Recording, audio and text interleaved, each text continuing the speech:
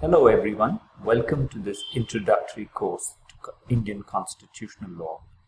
Let me begin today by introducing myself to you. My name is Sudhir Krishnaswamy.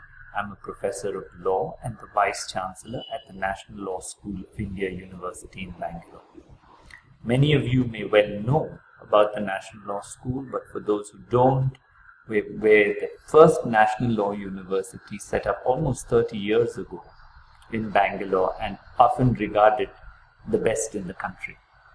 I'm very excited to be here to do this course in Indian constitutional law with you. Let me share a little bit of my journey to this spot. I graduated from NLSIU in 1998 with a BA LLB degree and then went on to the University of Oxford to do a postgraduate and a doctoral degree. I've been writing extensively on Indian constitutional law and politics along this way, as well as teaching in Indian constitutional law and comparative constitutional law in India, in the UK, and the United States. I'm particularly fascinated by how constitutions shape and sustain societies at very different levels of development and at different points in history. It's an exciting time to be doing constitutional law in India.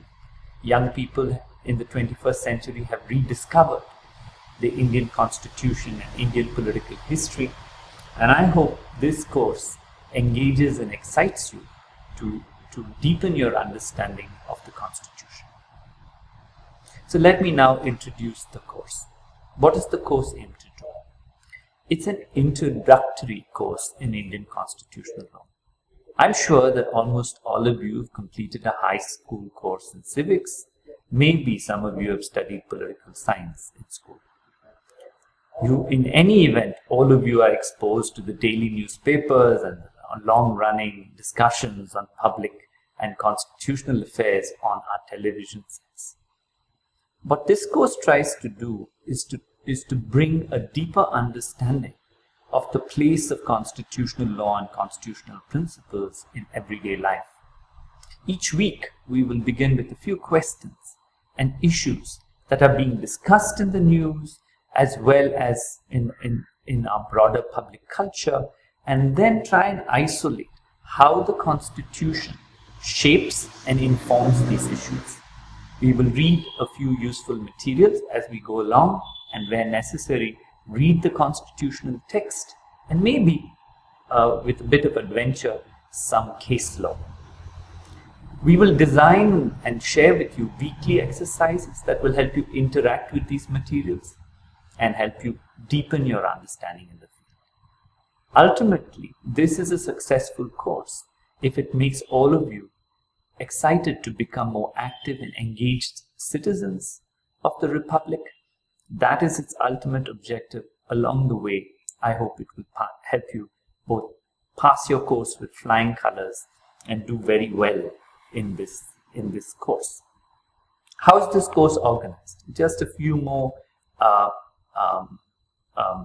words from me before we close. The course is organized into 12 sessions, 12 weeks modules, and I'm sharing with you on the screen the structure of the course. We'll begin by asking, what is the relationship between constitutions and democracy? Often we use the phrase constitutional democracy and believe that it's just one idea. It's two ideas and they come together in complicated ways. Next we ask, how do you make a democratic constitution? Meaning, who makes the constitution and under what circumstances? We then turn to a slight history of the Indian constitution. What were the key ideas that we have placed in our preamble? Where did these ideas come from? From Indian political history and from elsewhere. In week 4, in session 4, we will focus on who are the citizens. We all understand that some people are counted as citizens, others as residents, and maybe a third category as aliens.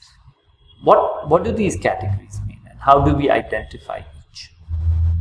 We will spend 4 weeks, talking about fundamental rights. I think most people are very familiar with their fundamental rights, and look at a few case studies in each of these. We then turn to directive principles, which are a unique and innovative part of the Indian Constitution, which is very poorly understood. In weeks 10 and 11, we will focus on the structure and the nature of the state. In particular, the three branches, the executive, the judiciary, and the legislatures.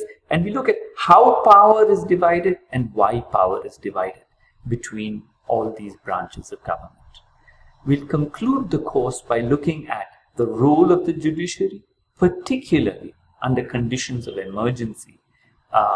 And conditions of emergency like the pandemic is a great time for us to reflect on the nature of political power, its constitutional regulation, and how we might all become better citizens by learning about this constitutional inheritance.